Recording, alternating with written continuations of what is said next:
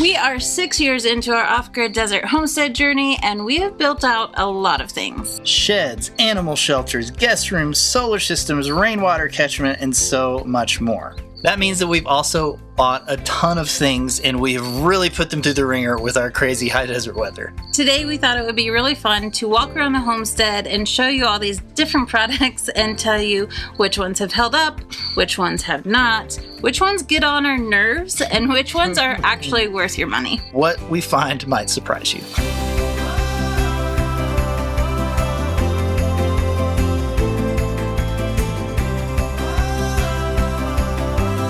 Now, full disclosure, we do have affiliate links for some of these products, but this video is not sponsored. In fact, we're going to be looking at some products that have been sponsored in the past, and we're just going to be brutally honest about how well they work and how well they don't in our crazy extreme conditions. Let's get started.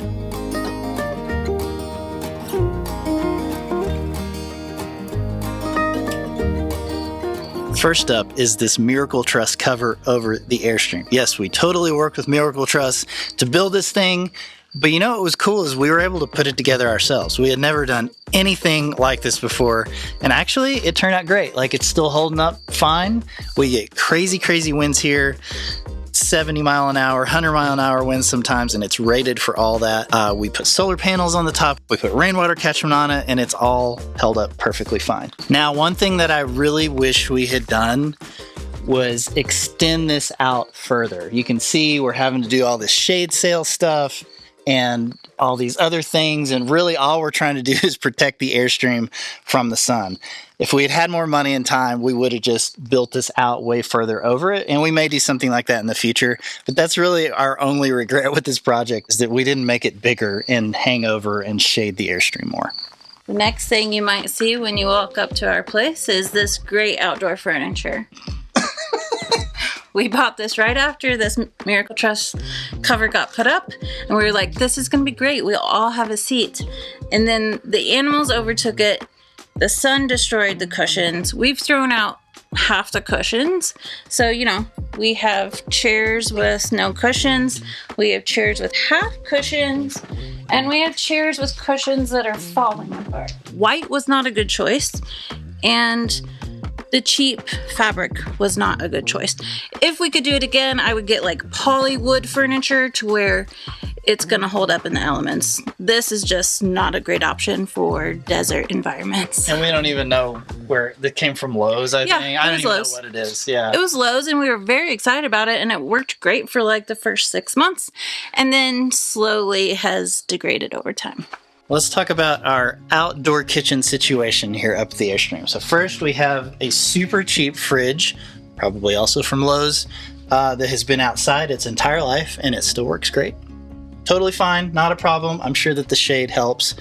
And then we've got these nice big stainless steel tables. I think we got these off Amazon. They've been great. We use these for events all the time. We use it for cooking. They're super easy to clean. They've held up against all the weather totally fine. We really like our Blackstone. You know, Blackstone has a pretty good reputation. We got the one that has the big griddle and then also a burner so that we can cook stuff outside when it gets too hot. But yeah, we use that all the time, and also our Fontana pizza oven that we use and love. The only thing we wish is that it was bigger, because you can only cook one little pizza at a time. I know they make bigger ones, but this is just the one that we have. Now, one more thing about this area is you're going to notice the shade. Like Jonathan said, we do wish that this Miracle Truss had been extended to where we had more shade, especially here on the west side. But we got the shade cloth from Volm. It's actually called their privacy screen. I think it blocks out 70%. It's 8 foot by 50 foot. It works really well. It's just not the aesthetic I'm going for. But as far as function, wonderful, highly recommend. Over here, we've got the Mini-Split. This was a sponsored product. It was from Costway, and we installed it. We had to do like a whole thing to actually connect it into the Airstream power system. We mounted it to the pad out here, and I will say it is still working great. It's been, what, 2 years? Probably 2+ years.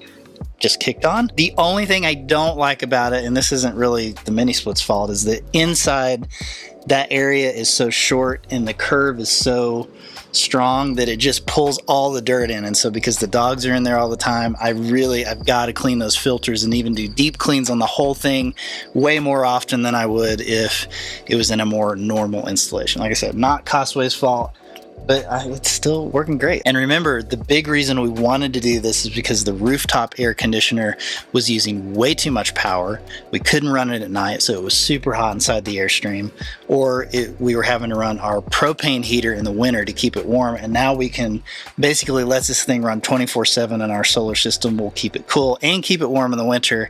And that has been just a huge quality of life upgrade inside that Airstream.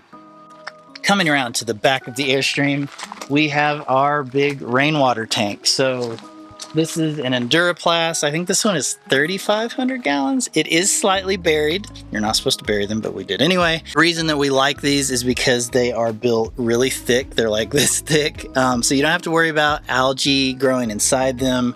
They have really nice basket strainers on the input, so you don't have to worry about things getting in them that you don't want. They have nice input and output options, and they're just built like tanks. And the nice thing too is that, you know, this is a pretty neutral color. It doesn't stick out too much in the desert. We like this sort of tan incognito look that it's got going on. But we have a bunch of these. Like, we highly recommend them if you're gonna catch rainwater. You know, IBC totes you're gonna get a bunch of stuff growing inside them. Ew. Yeah. So that is why we highly recommend you just get a real water tank. Like, that's our recommendation, and Enduraplas makes really good ones. Okay, this is a little bit of a shameless self-promotion plug, but our solar water pump house, which we have a whole video and we have plans and guides for, this one is still working great.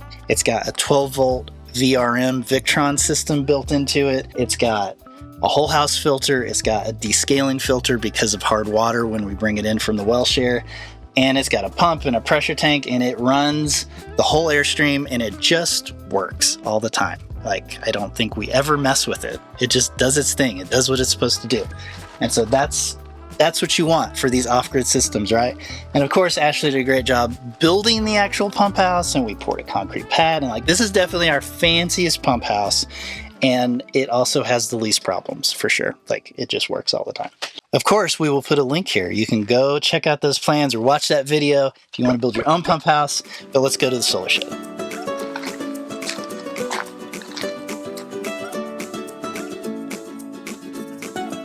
All right, at the back side of the solar shed, we have our outdoor shower made out of Hyperadobe and 4 million glass bottle bricks. I'm kidding, there's only, what, 744? 734. 734. We have a separate solar-powered pump house, which this one has had a few more issues because it's got a bigger pump and we've had to connect AC power to it. It's doing a ton of work here, though. It's drip irrigating, it's running the shower. We've used it for all of our builds with Hyperadobe and Lavacrete and everything. So we've worked through most of those problems. It's all in that video. But yeah, this one's working great. You can see there's another Enduraplas rainwater tank, which is also working great. Now, let's talk about in the outdoor shower. In general, we love our outdoor shower, but, you know, it actually has to have the shower components. And so the shower heads and stuff are totally fine. This is the on-demand hot water heater. It's a Gasland. It was really cheap, and I think there's a reason for that. We've been through 3 of them so far. Not all their fault, to be fair. We definitely left something sitting on top of it once, and I think it got really hot and things melted and something fell down in it. That was on us. The second time, something came in through the water line, even though there's a strainer, and then it got completely clogged and no water would come out. That was on them. And then the third one, I'm not even sure. I would say if you're going to buy something like this, just buy 2, because you're going to need a backup. It's going to work for a long time, and then all of a sudden it's not going to work. That's our honest experience with it. There are probably more high quality on-demand water heaters that you could get, or maybe they need to be more enclosed. Like, maybe ours is just too exposed. I don't know. But mostly it works. Just maybe have a backup.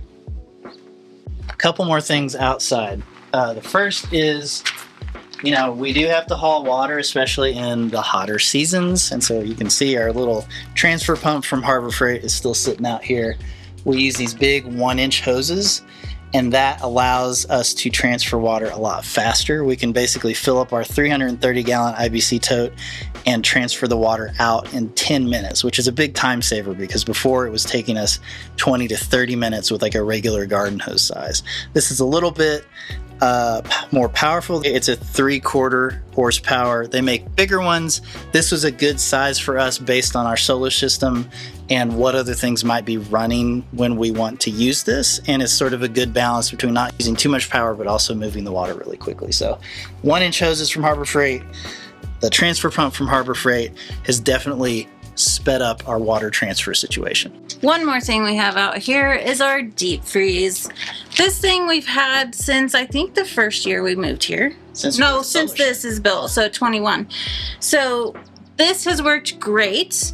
I will say it is not meant to be outside and the sun is getting to it. So some of the seals aren't as useful as they used to be, but we just have to make sure we push it down.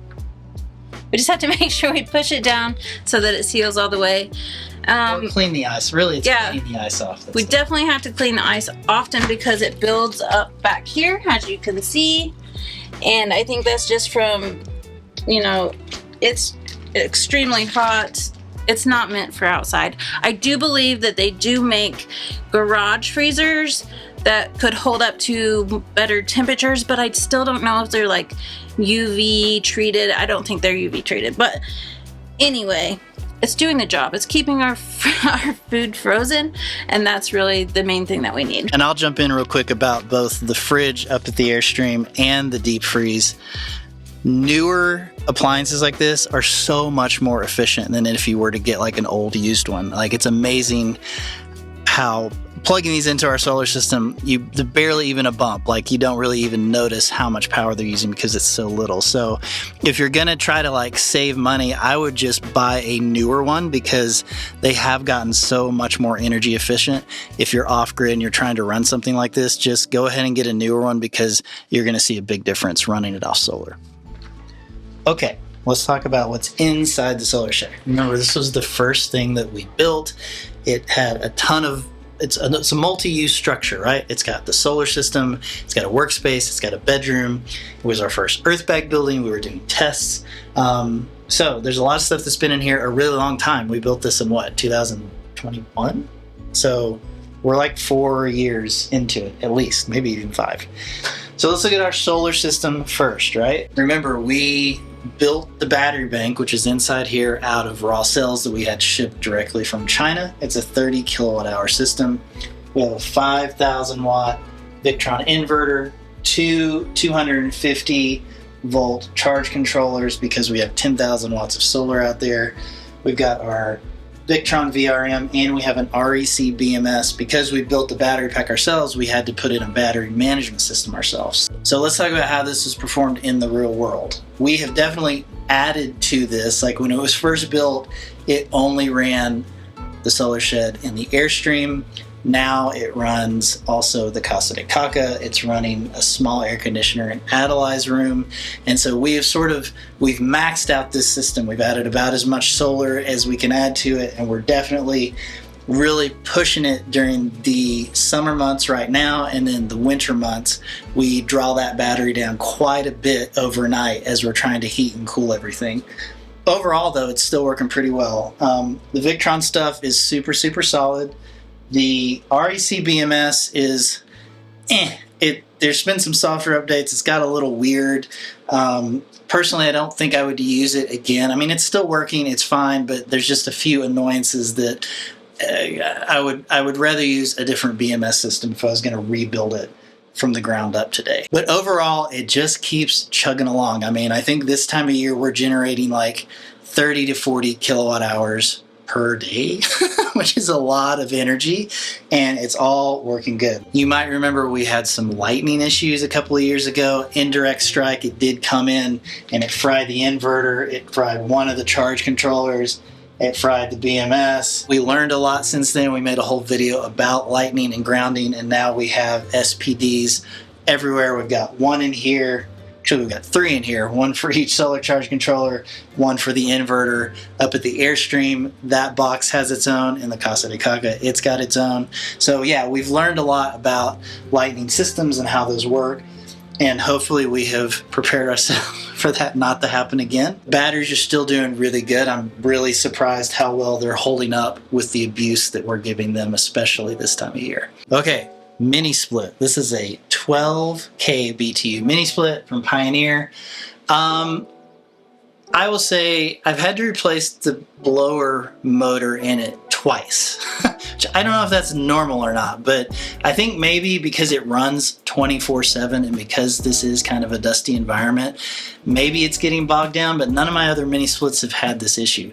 The good news is I can do it myself. They sent me motors under warranty, so it's not like I had to pay anything. It's just that I had to take it apart and put it in and reassemble it. And you do have to continue to clean these things. But overall, like, it keeps the space cool, it does what it's supposed to do, and it doesn't use a lot of power. So Mini-Splits are still recommended. I'm just not sure if this particular model has some weird issues with the blower motor or not, because we have other Pioneers and they've been fine. Let's talk about our desk, our standing desk. We got this so long ago and it still works. What brand is it? I don't even remember. Flexispot. A Flexispot standing desk that goes up and down, and we use this thing all the time. This is like our central work area for all that we do for Tiny Shiny Home, and it's still working great. No complaints. One thing that did happen is that sometimes we forget to move this chair and we set it down and it hits it and it's got like stuff in it, that's like, oh wait, and it'll bounce back up. If you do that too many times, the whole thing gets out of whack. And so the other day I came in here and I was looking at it and I noticed the whole thing was like, it was way off. And I thought we had broken it, or I had this like panicked moment that the solar shed had settled. That wasn't the problem. The problem was just that it hit the chair too many times. So you just have to take it all the way down and let it bottom out and it will like readjust itself. Anyway, the solar shed is fine, I promise. Also, while we're over here, it's behind all this stuff, but our Wi-Fi mesh system, it's Unifi. The core of it is in here, and then we have all these external antennas mounted to this building, to the Airstream, to the goat barn, and they all mesh together, and they all still work. I mean, every once in a while, I'll have to do like a quick reboot because it gets bogged down a little bit. But overall, like we were pulling like gigabytes, maybe even terabytes of information. We're uploading and downloading, we're streaming stuff, and it all just kind of hums along in the background, and I rarely ever have to think about it.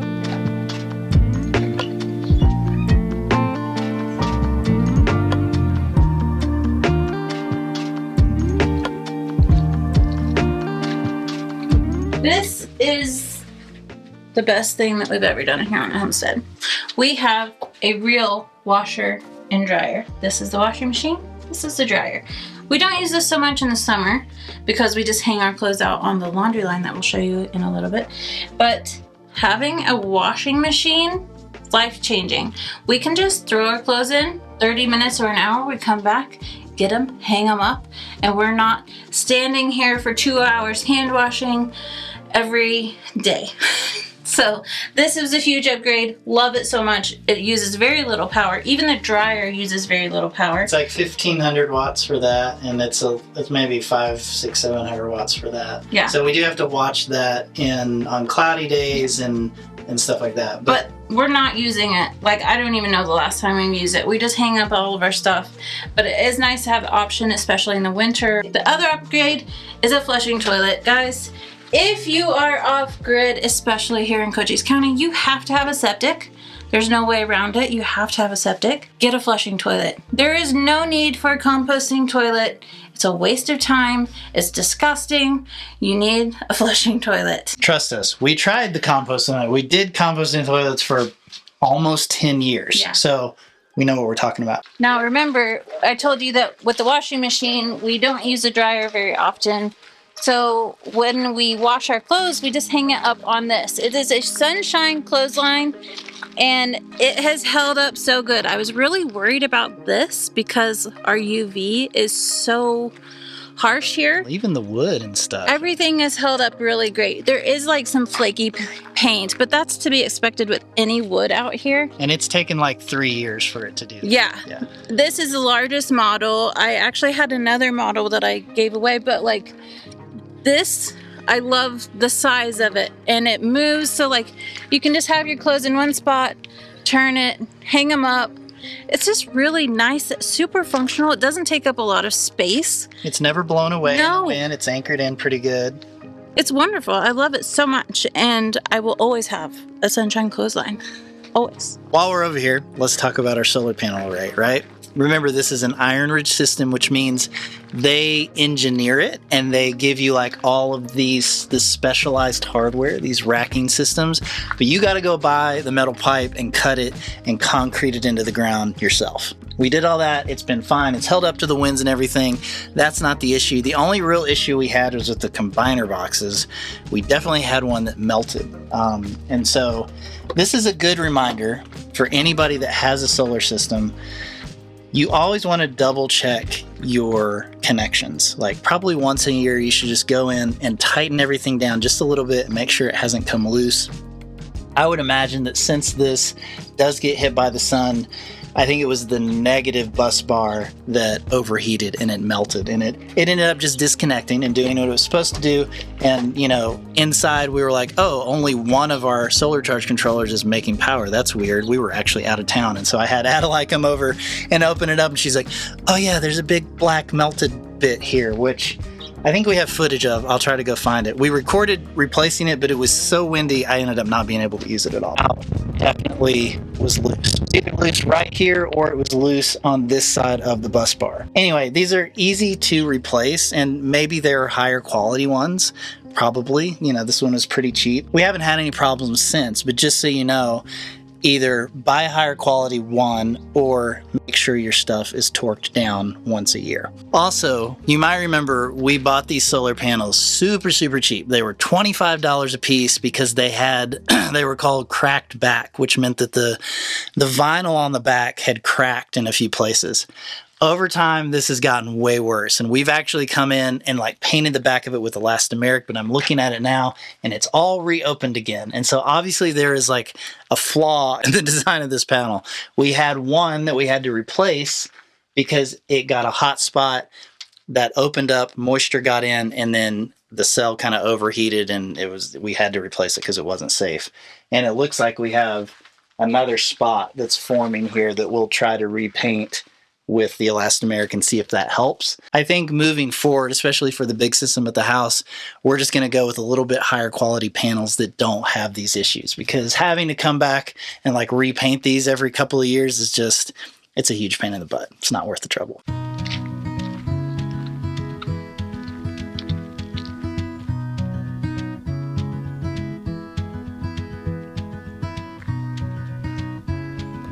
Okay, we're over at Adelaide's Superadobe Dome. It's the only Superadobe thing here on the homestead, and we're going to talk about the technical things we bought inside it. So this time of year, the dome does not perform great in the summer. I think because it's so short, and then, you know, it's absorbing heat all day long and it's releasing it inside, and it just gets too hot and too humid. So we run this little Ecoflow Wave during the summer. We just have an extension cord that's run out the window over to the solar shed. We had to make a bunch of modifications though. We had to build our own little inlet and outlet port in the window to allow the power to go through the window, and then for both of those things to go in, and then they have covers that go on the outside for when it rains. And then also we insulated this hose because this is the heat hose where it's pulling the heat out, and so that heat isn't radiating back in. It just makes it a little bit more efficient. Also, she has a really small Ecoflow power bank that's under the bed that I can't see. I think it's called a River 2 Pro, and there's one solar panel out there that charges it, and so it allows her to have AC and DC power in here. It's super small. It's sized for this dome. The River 2 especially, it just works and we don't think about it. This one we got to keep an eye on because it can draw a little too much power, so we have to kind of adjust the settings certain times of the day and make sure that it's not running too much overnight, and it's kind of a whole thing. But that's really the solar system being used at its max and not really an issue with the wave itself. It's working pretty well. I can see we need to clean this inlet filter. Guys, we live in the desert. Everything gets really dusty. All of our air intakes, you just got to keep an eye on them to make sure that things keep working properly. Also, can we just talk about how gorgeous the dome is with all the plants and everything growing around it? It's really cool.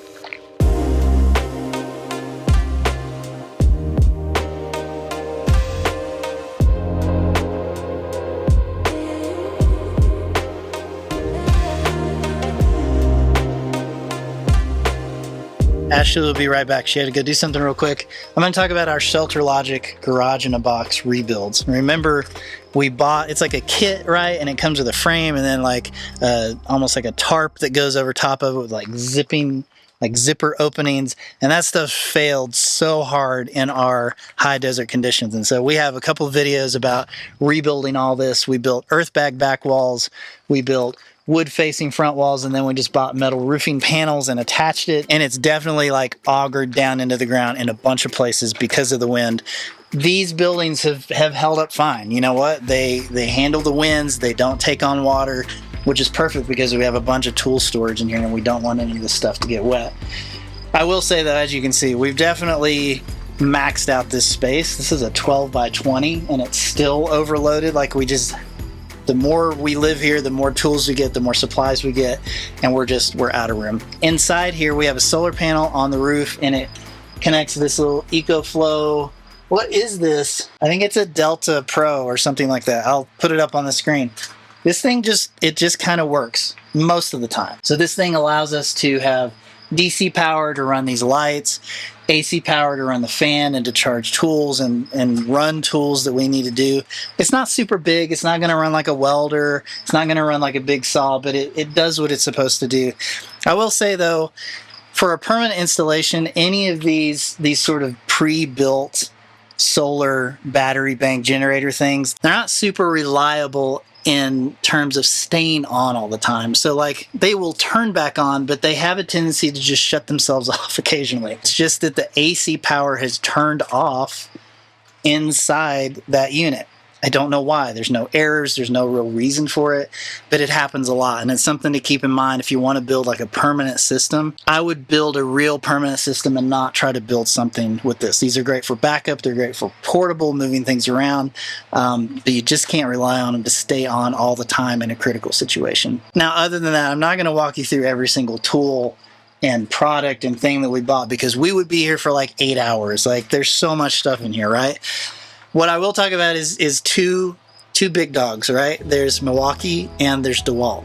We have mostly Dewalt Tools. When we moved out here, we were already a little bit invested in their sort of battery system. And we kept buying battery-powered tools because when we first moved out here, we had no way to power them. Like, that was the only way that we could make it work. We were all over the property, huge distances. It made a lot of sense. I will say that all of our Dewalt tools are still working. There's maybe like one drill that crapped out, but we had bought that back in our house, like back in 2012 or something. We did have one of our vacuums die, but that's because we left it upside down in the rain. But in general, like all of the power tools, they still just work. And I have zero complaints. Like they're great. They're very reliable. And then Packouts, you know, we kind of went all in on the Milwaukee Packout system and have been really happy with that. I love having things organized. The trick is like getting everyone else to share your love of organization, which doesn't always happen, but they are great. They're waterproof. We have small ones in here. We have some big ones that we just leave outside all the time, and they stay nice and waterproof, and they keep bugs out and stuff like that. So Packout system is really good. It's really modular, and you can use it a bunch of different ways. Shall we go look at the goat barn? We shall. Now, I will say this was the first time we've ever done field fencing. Oh, a rock. Rock jumped out. I know. This is the first time we've ever done field fencing like this, and we would definitely do some things different. Okay. The problem is we don't have a horizontal bar that runs from post to post. Down low. Down low. Right. Goat height. Because the goats love to push and like rub against the side of the fence. Yeah. So if we had that bar there, they wouldn't be pushing the fence. They've already broke a couple things that we have to fix. Yeah.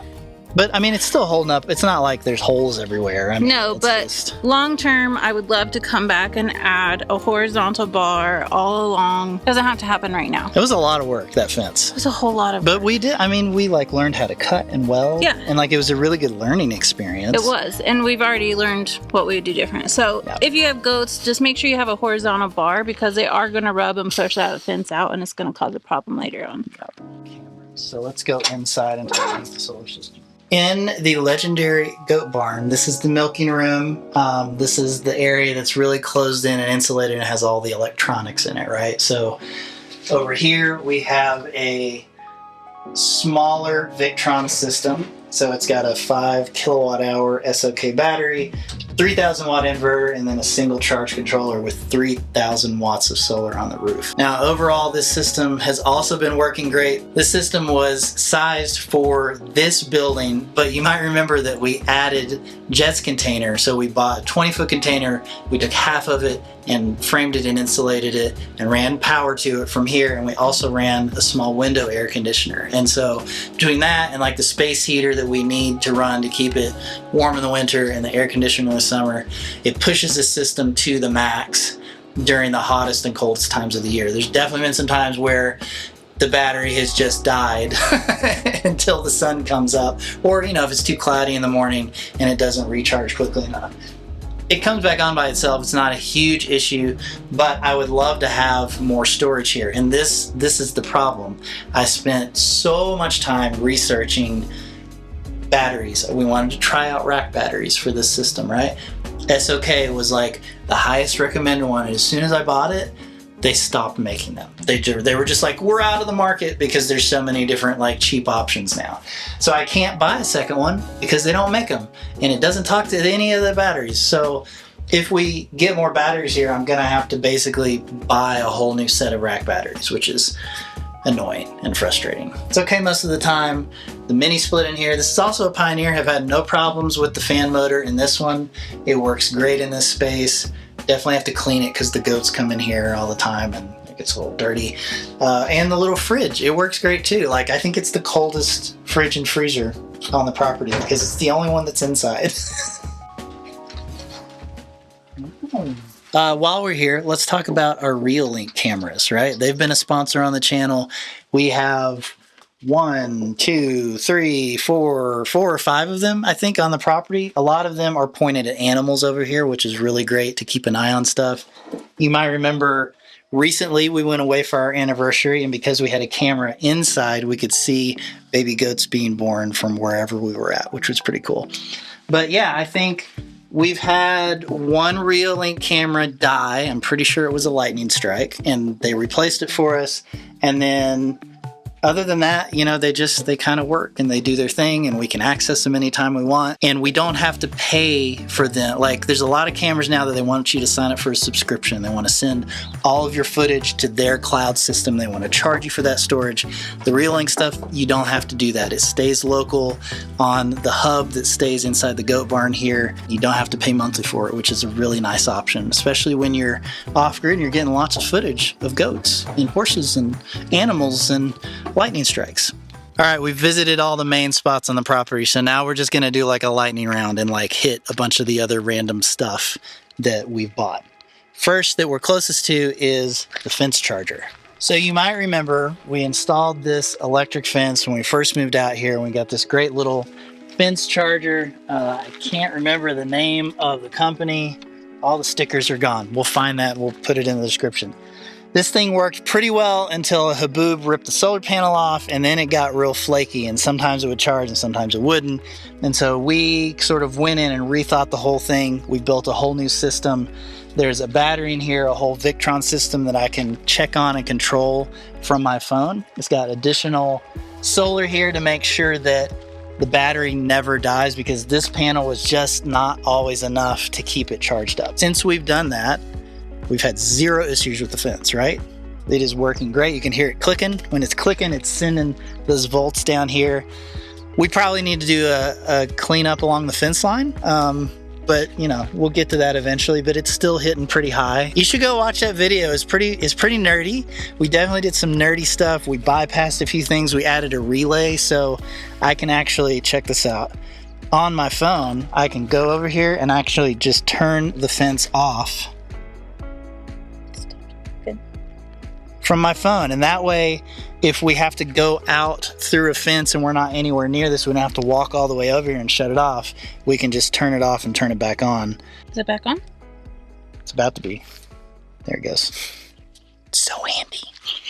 While we're over here, let's look at the actual fence, right? So you may remember this was 6 years ago. We moved here. There were cows everywhere. We had to keep them out. So we did a bunch of research and we settled on these. They're called timeless fence T-posts, right? And so they're pretty cool. They're made out of like recycled windows or something, and then they're coated with this really thick UV coating. They have memory built into them, so if something were to fall on them and knock them over, when you remove it, they would just kind of come back up and they wouldn't bend. And so they last, they have like a 20-year warranty, and they are the insulator, right? So we're running high tensile electric fence through this. And it's great because we don't have to worry about putting an insulator at every post. It really simplifies the process. So this was actually cheaper to build the fence this way.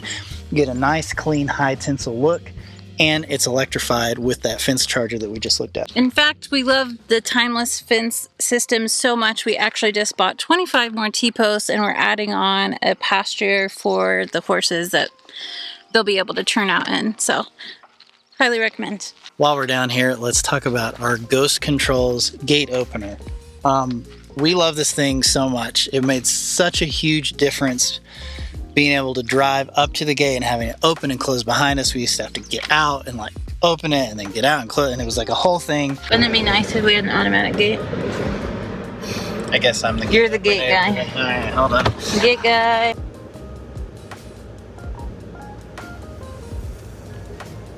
You're welcome. Thanks. I feel like we could have already been at a coffee shop if we had an automatic gate opener. We're really thankful. This was a sponsored product and we've really liked it. We've had a couple of issues with it I'll tell you about. The first is the zombie lock, right? Having the zombie lock makes it more secure, but it also means that you have a very small margin to get your gate to stay at the perfect height and then to close at the perfect amount for it to lock. And so sometimes it likes to sag, so we've added a tensioner cable here, and that helps when it closes to keep it at the right height. And then sometimes when the wind is blowing a way that it normally doesn't blow, it has trouble closing and locking all the way. There's only so much you can do there. Like if it blows 60 miles an hour this way, it's just not going to be able to close all the way because it's set to a certain close point. Those are just little things we've noticed. And we did actually have, the whole motor did fail recently, but they have a lifetime warranty on the motor. So they sent us a whole new arm. We didn't have to pay for it. So just so you know, and I would say we probably have really put this through its paces between the wind and then all the events that we run where the gate's just constantly getting open and closed and open and closed and open and closed. I think that just kind of eventually that motor kind of stripped out inside there. And anyway, they replaced it. It was fine. And also adding the multi-connect module lets us connect this whole thing to Wi-Fi so we can open and close it from wherever we are with our phones. Look at this app. Now hit the open button.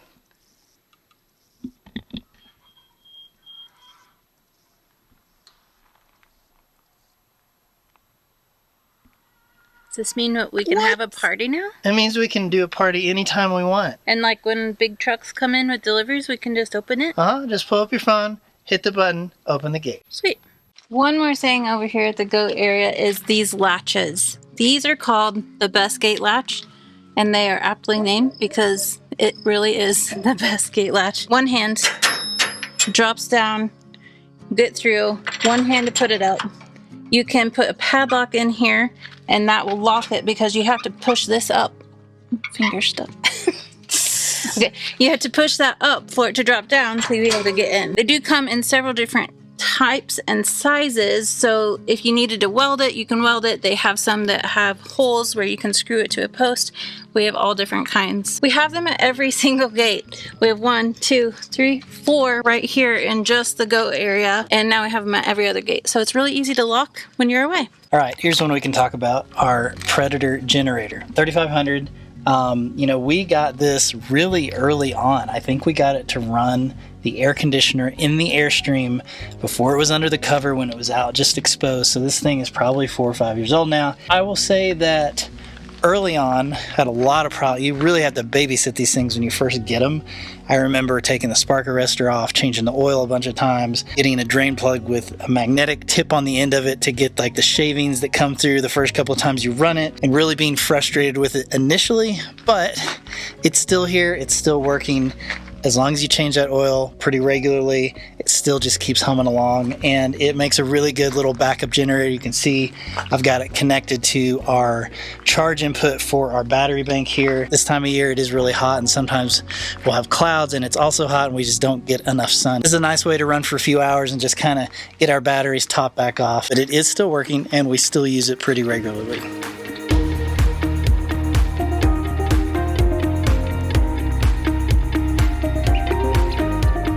Let's talk about cement mixers. As you know, we have gone through a lot of cement mixers over the years. We started out with those orange Harbor Freight mixers. We went through 3 of them before we finally decided to upgrade to a Cobalt. And from what I remember, these were about twice as much, but you'll notice we still have the same 2 that we've had to basically build the entire roundhouse. So I think it's worth paying a little more up front to get a mixer that, number one, this is made out of plastic, so it's much easier to clean, it's lighter weight, and the motor situation is sort of all built in one. The Harbor Freight ones, it's like you could take them apart and work on them and fix all the belts and the different things that might slip, but I don't know, they failed too many times on us. It's important for us to have solid working mixers. We have mixed concrete in these, we've mixed earth bags, we've mixed lavacrete. Only thing that has failed, I'll show you, is that I had to replace the cord on one of these, and I just bought an extension cord and got in there and rewired it, and it was good to go. Obviously you can get larger, more commercial mixers, but these are really great for DIY. We have built a ton of earth bag with them and they're still going strong. Some of you have been asking about the Outisan E-Wagon Air, this little kind of electric wagon. It's got a battery and it has a trigger, and so you can tell it you want it to go and it'll just follow you either way you want to go. It actually can hold a decent amount of weight, and honestly we still use it all the time, especially if we're going to be working on a project. We'll just load it up with all the tools that we'll be using and we'll take it and then we'll bring it back and put everything back in the garage. The only thing I have noticed is, you know, this canvas is definitely fraying, even though we keep it inside there. We don't keep it out in the sun very often, but the fabric is definitely not super UV treated. The wheels get a little confused in our sand and rock sometimes, and they kind of spin and kick the material out from under them, and then it just spins, and then it can get a little confused. But overall, I would say we still use it a lot of the time, and it is still really useful. Let's talk about scaffolding. We have obviously used the heck out of this scaffolding, so we have lots of thoughts on them. First, I will say we have a bunch of different brands. So, right, I think Franklin is from Harbor Freight. I think Metal Tech is from Lowe's. And then we bought one off Amazon, and I don't even remember what brand it is, but they all are pretty interchangeable, right? Like they all just kind of work with each other. As a single level scaffold, I think they're really great. They're a good value for the money. Once you start stacking them, things get a little sketchy. The outriggers help a lot. I think in this case, we're on a pretty unlevel surface. We've got gravel everywhere, and that really makes it difficult for these to feel sturdy when you get up really high. That's really our biggest grievance with them, is that we don't have the right ground for them to be used on. But at the same time, they have pretty good sized wheels, and we can move them everywhere, even on this uneven ground, and then we can support wheels that feel like they need supporting. Would I like to have a much bigger, wider base, more commercial size scaffolding for the work that we're doing? 100%. But also I don't want to pay for it, and I don't want to have to try to move it and fit it into all the weird spaces spaces of this roundhouse. I mean, you start thinking about the hallway and like our bedroom, there's all these weird areas where this size scaffolding is perfect for that kind of weird movability. If you just got a big rectangle house, get a bigger scaffolding. But yeah, they do feel sketchy sometimes, and I don't love them, but I appreciate what they are. If that makes sense. All right, one more build item. Let's talk about wheelbarrows. We've been through a lot of wheelbarrows, a lot of Ace wheelbarrows. It's the truth. We bought a lot of them. I think they're all broken at this point. These double wheel Cobalt wheelbarrows are still holding up. They are easier to kind of move around so you don't have to balance. However, they don't maneuver as tightly as a single wheel. You can't like tip them and turn them and make a really tight turn. That's the only thing I don't like about the double wheel, but otherwise these are built really well. Also, do not buy a wheelbarrow or any wheeled cart upon your homestead, especially in the desert, unless it is a flat-free tire. I can't tell you how many tube-based tires we have replaced, and so we have learned you buy the wheelbarrow with the flat-free tire, because buying flat-free tires is really expensive, like stupidly expensive. So go ahead and buy it with it on there so you know you're not going to have to replace it later. One more thing that we'll talk about is our Iceco Cooler. This was also sent to us as a sponsor a long time ago. You can see it's very beat up, but we still use it all the time. Whenever we go into Tucson, we go to the grocery, we will plug this in to a Jackery, which we'll talk about in a second.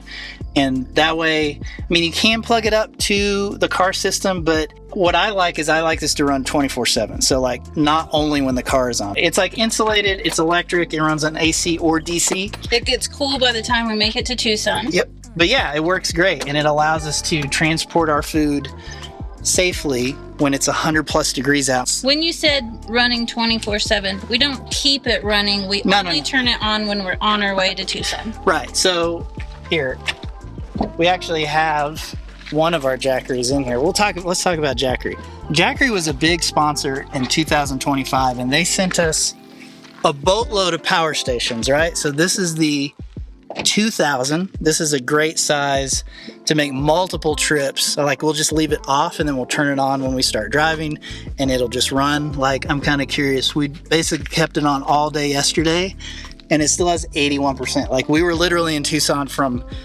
6 in the morning until 3 o'clock in the afternoon. Yeah. And it was running this thing the whole time. And so that's a nice way to keep everything cold.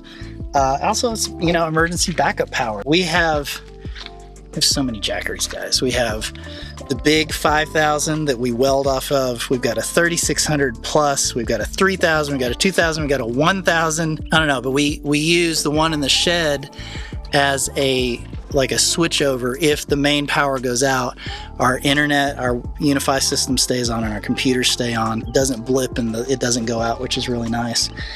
But I will say, like, even though Jackery was a really big sponsor, it just works. Like they still have the same problems as the Ecoflow where like sometimes they just shut themselves off. So again, you wouldn't really want to use them for a permanent power solution, but for being able to roll it around on the property or keep something small inside a vehicle like this or having that UPS switchover, they all just work. We're entering a time when things often don't do what they're supposed to do. You know what I mean? Like it's refreshing when stuff just works. So that makes me happy. The last thing we want to talk about today is the Hyperadobe bags. A lot of people are concerned that with the monsoons coming, our house is going to wash away. Nope. It's not going to happen. This is going to be the third monsoon season these bags have gone through. Right. And really, rain is part of the problem, but really the sun is the biggest thing with these plastic-based bags, right? Superadobe bags are kind of famously not UV treated, and so they break down really quickly. These Hyperadobe bags from Vohm are UV treated. And as you can see, these lower bags have been here since 2023. Yeah, and they look the exact same. So yeah, like you would imagine that maybe the lower ones are like light red. They look exactly the same. Yeah. And so this is a big deal because it means that it gives us time. It gives us time. It keeps everything held together until we get it plastered. But also it means that the UV protection is keeping microplastics and stuff from going everywhere. Yeah. So now these bags do come from Vohm. We actually have created a website so it's easier to order them. It's hyperadobebag.com. Nope, hyperadobe.com. It's Hyperadobe. It's some website that I don't know. It's hyperadobe.com. And listen, here's the thing. Like, the only reason we are selling bags is because Vohm is a big B2B company and they didn't want to set up a consumer-facing online store. And so we just worked out a deal with them where they sell them to us at wholesale. So if you go buy them from them or us, it shouldn't really be any price difference. But we're sort of taking on the responsibility of dealing with credit card payments and taxes and then sending that order over to them and then tracking it and all that stuff. It's a whole lot of work, guys. It's a lot of work, but they ship it out for us. It's not like they're shipping it to us and we ship it to you. But anyway. And it makes it easier for you to be able to just go online, order what you need, and not have to call and talk to somebody. And we even built a whole calculator so you can calculate exactly how many bags you need based on the project that you're doing. We tried to make it as easy as possible. That was the goal, right? So anyway, just so you know, we sell Hyperadobe bags and they actually they legitimately hold up and they do really well. Yeah. Yeah. I think this house is testament to that. Like 2023, I mean, this is third monsoon season. £1 million. It looks great. Yeah. It's a lot of dirt, guys. And it's all being held perfectly in place. Partially by our excellent laying skills. Excellent laying, compacting, and mixing skills. Of course, that is the base of it. But the bag really helps during monsoon just to keep it nice and solid until we get it covered. We've gone over a lot of things here on the homestead today. Showing you what works, what doesn't, how it holds up. And this is only to save you guys a lot of time. Learning from someone's mistakes might help you make less mistakes on your homestead. Right. There's a lot to be said for sort of marketing of like, this thing will do this and this and this. And it might do it for a little bit, but it's important to have actual real world experience with it. And so we have that. Man, that was a big fly. That was a big We have a little bit of that. Like I said, we've been here 6 years. We've had some of these products almost that whole length of time. And so we hope that this helps you as you're making your decisions to buy the right thing and not waste your money and not have to buy it twice. Like we said, there are affiliate links for some of this stuff. You don't have to use them, but it does help support our channel. Even when we make funny videos like this and we say things don't work, like obviously don't go buy those things. But like if you're going to buy the other stuff that does, we would really appreciate it, but don't feel like you need to. Yeah, it's okay. Everything's fine. We have gone over a lot of things. We hope you found this helpful. Don't forget, Saturdays are our build days. We are still working on this roof on the roundhouse. So tune in Saturdays and make sure you're subscribed. Yeah, thanks for coming along on this little side quest with us. Yeah. We'll see you later.